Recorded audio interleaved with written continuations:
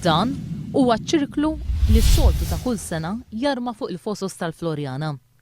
Iżda bħalissa jinsab f'kordin raħal ġdid. Bl-apparat kollu maħżun f'containers.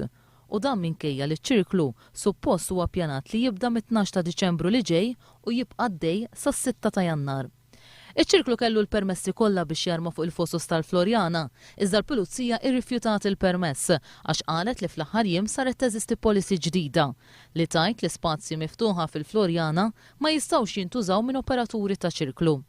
Il-każ seħħek.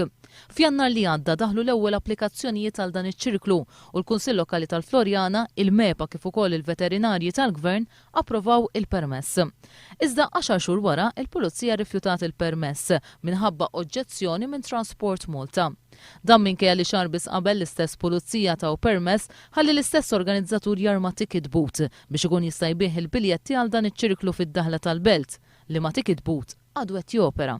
L-organizzatur Johan Sajt iddeċieda li jappella mid-deċiżjoni u fl-14 ta' Novembru it-Tribunal tal-Appelli tal-Pulizija qal li tħassib li kienet jitqajjem ma kienx validu u rrakkomanda li l-permess jinħareġ skont kundizzjonijiet tal-Kummissarju tal-Pulizija. Iżda b'ittra ta' data 22 ta' Novembru, il-Pulizija badet tinforma lill-organizzatur li l-permess se jibqa' rifjutat għaliex hemm policy li fl-ispazji miftuħa tal-Florjana m'għandux ikun hemm ċirklu.